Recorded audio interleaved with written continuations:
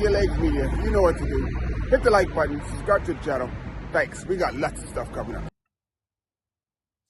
Yo, hello, what's going on? It's Innis Libby. It's been a minute, so I'm back.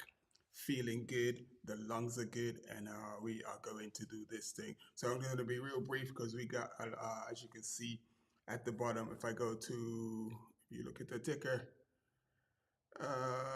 join me live at 5 with Laurie Sharp. So this is only going to be about 30 minutes. So I'm just going to go over some of the things that are going on inside of the cycling world right now. So the thing that's kicking off right now, that's hot right now, is cyclocross. So I don't got any pictures to bring you. So what I'm going to do is I'm going to bring you the, like, who's leading what, the different cyclocross. It's not much, but it's a lot at the same time. So let's go to the screensaver. Where's the screensaver? We pull up what's going on. So we're going to start off with the cyclocross calendar. So if we have a look at the calendar, I'm going to pull the calendar up so I can see clearly. And as you can see, there have been 4 races so far. There's been the Super Prestige and Rotovund, and my goodness, Overheis, Jamarket Cross, and Urban Cross. So those are the 4 that have been so far. So that's the men, and in the men you got John Orsher, and then you got Thibaut Nice winning the second one at Overheis, and then you have Lawrence Schwack winning back-to-back. But Lawrence Schwack is not on top of the points only because he didn't do so good in some of the earlier races, and he also missed out one as well. So he missed out the first race, and then he only got 1 point in the second race, 15 points in the third race, and 15. So he won the last 2, so he got maximum points, puts him up in 8th place. Now, had he finished better in the other races, then, you know, maybe he'd be up in the points. So please let me know if you can hear me. If you can't hear me, can you hear me?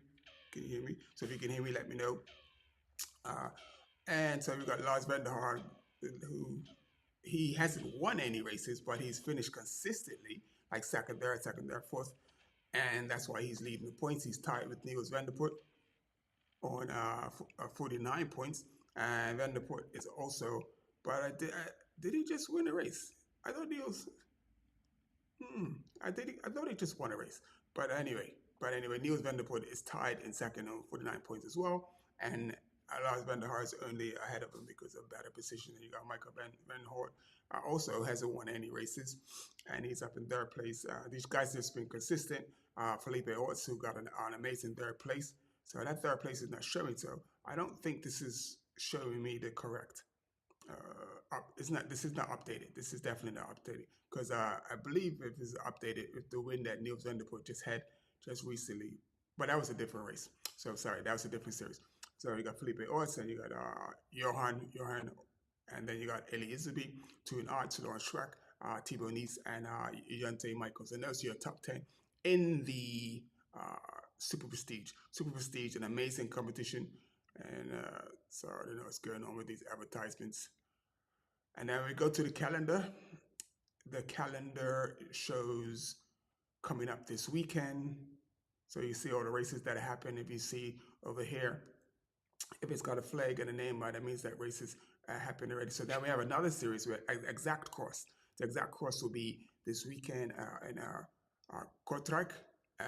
I've been to Kortrijk many times, so that's where I was in Belgium last year. So Kortrijk, so I can actually pronounce that. So it's like when you're in these places, like you have to keep saying the names over and over till you learn the names of Kortrijk. So be a good race. So looking forward to that one. And then what we didn't do was apologies to the ladies. Let's go back to the Super Prestige. And we go to the elite women. Can't be doing that, and you can't be doing that. You can't be doing it. So we got our Carmen's. It's a Del Carmen. It's a Sailing Del Carmen Alvarado.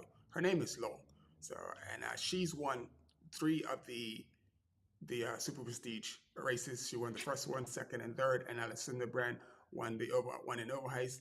And Overheis was more of a speedster type thing, more power, and definitely up to definitely to the Alessandra Brand. So you can see Alvarado will be winning 3 out of the 4 first races. She's leading this in the standings overall because it is points competition and the brand. So Alvarado is leading with 57 points, Brand on 56, and so basically 1 point behind because okay, yes, because Alvarado had third place or third fourth place. She finished down and she was quite a few points. She didn't finish. Yeah, she finished fourth and second. So had she finished a bit higher, she'd be further. So the brand really close, and you got Casola, amazing young talent. I think she's going to be amazing to watch in the future. And then you got Inga Van Heiden. She's sorry about that. Come back, come back, come back. So this happens when you in a place that's operated by uh, timer lights. Laura Vanderskut, she's on 33. Fan Van Appel's on 28. She's missed the last two races. Fan Van Appel had a really busy road season this year, so she's the reigning world champion, cyclocross world champion, and she pretty much won 11 races like last year. So she's just taking it easy this year. So she's probably looking forward to the world race, and she needs to you know can't go into too much. Then you got Leona Benfield, Anik Van Elfen, um, Marion Norbert Ribiroli, Anna Marie Horst, and that makes sure you're top 10 in the women's elite races. And I'm sorry, apologies for, jumping over to the elite women, skipping over the elite women like that. So let's say the other big competitions. So we're going to look at the other competitions, riders, teams, racing calendars. So I was saying like this exact course this weekend, then you had exact course this weekend, and then you have the X2O course. So it's just so many things going on that yeah, it's like yeah, all of the races that's going on, and then you have the regular series, and then you got the World Cup series happening as well too. So you got the World Cup races happening. So like I said, the first World Cup race will be if we go to let's see, we go to class, no countries. Sorry, but the computer's dying, people. So I gotta get the views up. I gotta get this thing going so I can okay, here we go. Here we go. So UCI, the Super Beach, then you got the Steel Trophy. Those are the three most ones. So let's go to the UCI Racing World Cup races. The first race is this weekend is in Antwerp. As also basically you're gonna have the cross on Saturday, and then on Sunday will be the first World Cup race in Antwerp. It would have been nice to be there. To Antwerp is really cool place, really amazing place. And the next one is in Dublin. I went to Dublin last year. I don't know if I went to Dublin this year because I had to fly up there. But we'll see what happens. We'll see what happens in January. So I don't know what's going to happen in January, but things will look like in January. So, it's been like 7 minutes. I want to be long on this because I got a couple times. So this is the World Cup race. As they go, the Dublin and we're in Italy. That's like the snow course. It's in the snow. Then back to Belgium more. Then it's to the Netherlands for host. I've been to host really nice in Zoheaven, and that's another Belgian race. Another the next Belgian go there. And to France for Briscon, and then back to Belgium and then the Monde. We write the Dendermonde a lot, Mr. Right the Dendermonde. Come on, computer, stop the noise. And the Benidorm, Spain, where it's going to be obviously a nice change from the weather. The guys go from the snow in Italy down to then finding race number 10 in the nice warm. So it depends on part of Spain, but it's usually pretty warm. Then back to Belgium for nice Michelin, and then the last race in Hogerheide in the Netherlands. So that's your World Cup scene. That's the cyclocross scene, and that's what the cyclocross scene is looking like, and that's what we are going to. So what's our next topic? The next topic is we are Ineos and Tom Pidcock. So there's been a lot of talk about Tom Pidcock, and like it sounds like people like there's a lot of disappointment, like a lot of speculation. Can he be the rider that they to bring Ineos in to the future? And it's where's the search bar for this one? Tom Pidcock. Don't die on me, Mr. Computer. Tom. Oh, there we go, Tom. Come on. There we go.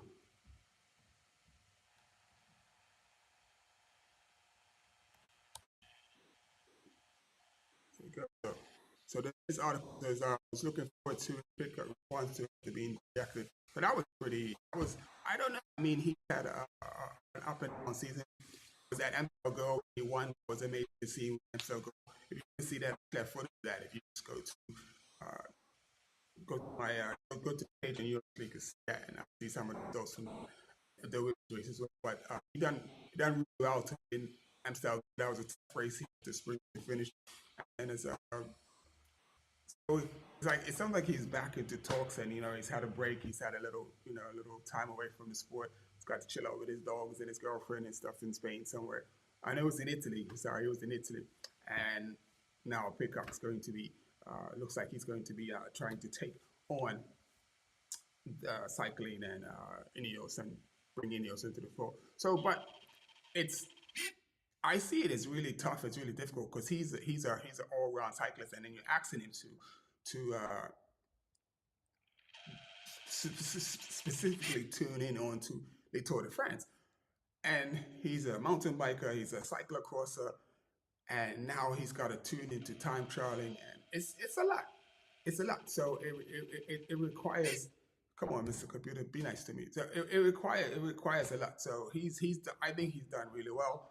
Uh, I think he's a rider that sort of like maybe he probably do him a bit of good to do if not no cyclocross anyway, just limited cyclocross, rest up, recharge, and then get ready for the season next year. Because I think, with what he done on Alpe d'Huez when he rode to the top of Alpe d'Huez, obviously he can climb, and he just needs to get, it's just he's doing a lot, man. It's a young man, and he needs doing a lot, and it's a lot of pressure on him from everybody. So he's not just sponsored by Ineos, but he's a Red Bull sponsored rider. So Red Bull sponsored riders are usually featured riders.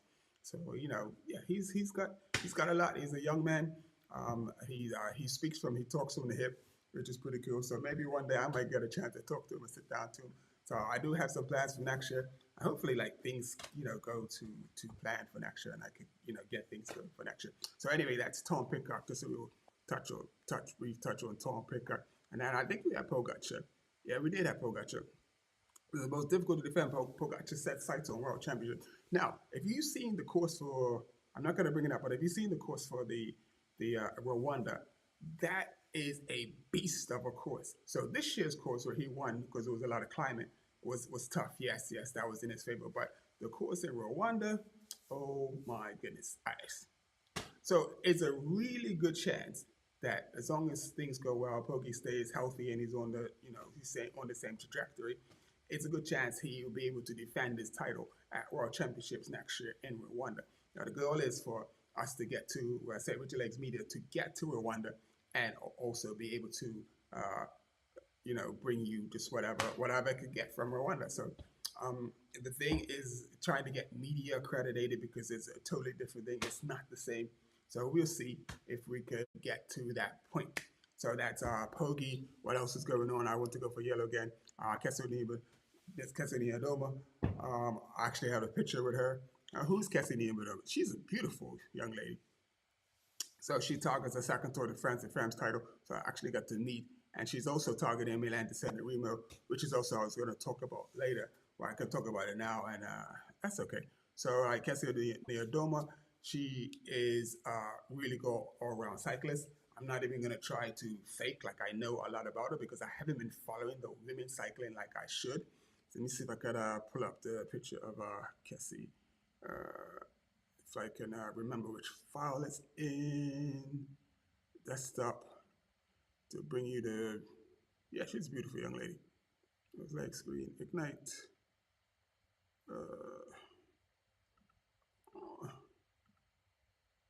Ignite. So it must be in. Here we go. Cycling stuff. Yeah, ruler. There we go. Ruler picks. And Izzy Digan. Artists. Kenneth. Money. Huh. There we go, Cassie. So this is Cassie Adoma. It'll take long to open. Come on, bad boy.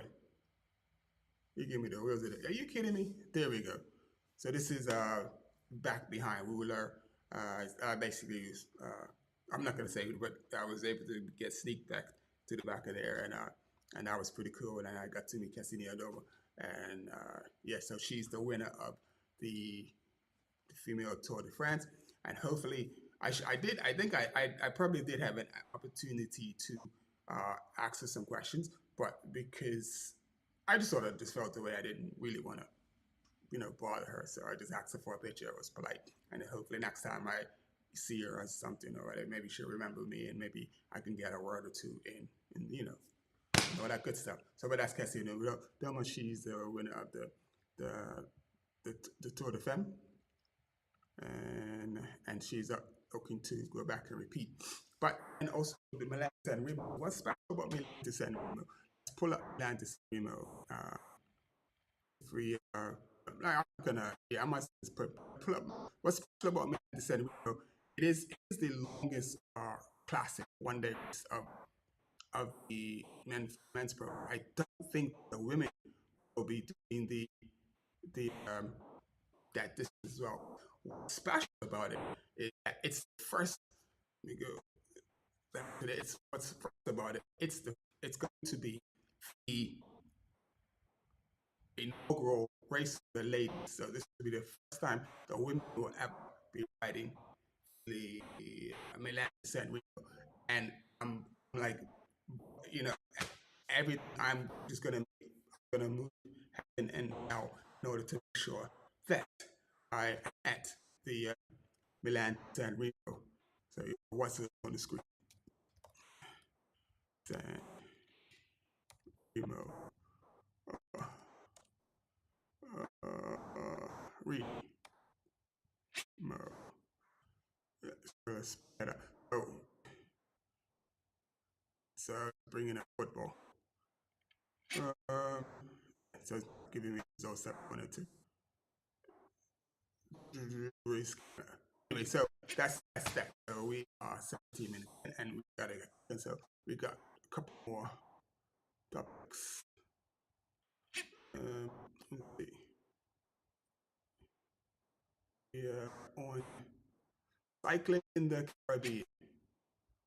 Um, cycling in the Caribbean. So it's going to be our last topic. We're just going to slow really quickly at go to cycling stats. We are all of a sudden we're running slow now. I like to put the power on too, so that's probably why we're running slow. So but the spare working really hard.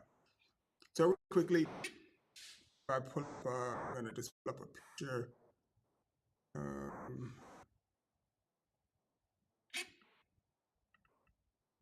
and if we close this bad boy, screensaver, and I do have the. It's gonna come out. Oh, just kind of a little. Oops. Put that back. And we need to leave the list there. So these are the ladies that won the under 23 race. Uh, and as you can see, Kiba took the medal. And I believe, I can't tell who that is. Oh, Dominique. So Dominica took first place, sorry. And then you had two riders winning the under 23. So that was the women's under 23. In the men's under 23, you had the young man from Belize in third, the young man from Cuba in second, and then the winner from Cuba in first. Do apologize for not having their names at the minute. And that was the, and then in the men elite, I didn't get rid of that. So let's get rid of that and that. So in the men elite, you had, I need to sort of get rid of the live for a second so you can see, sorry. I'll bring that back in a second.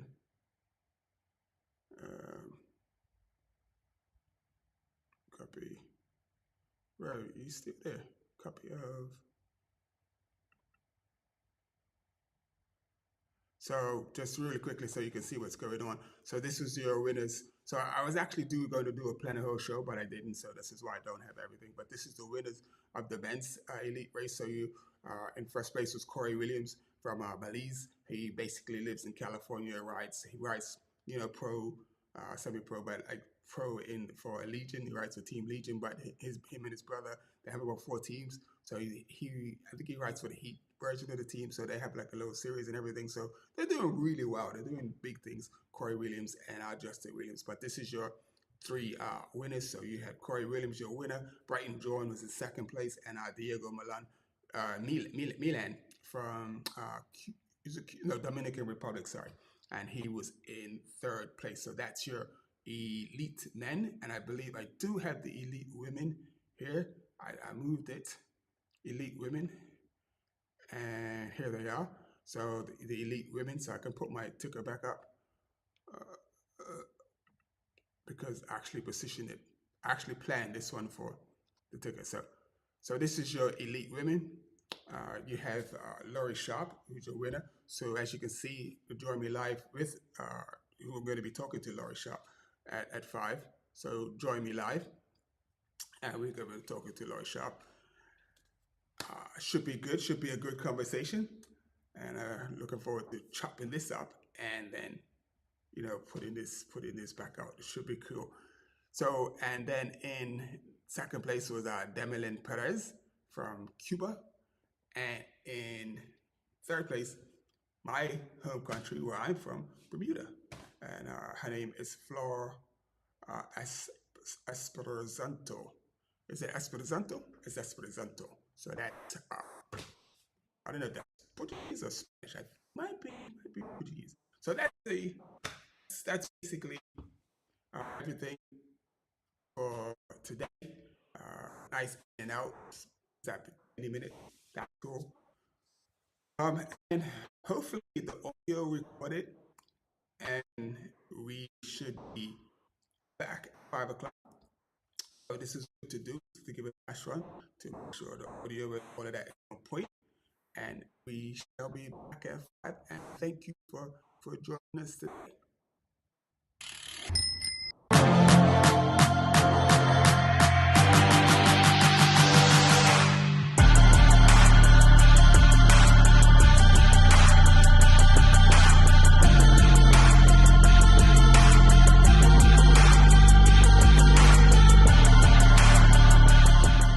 Sever Your Legs Media, you know what to do.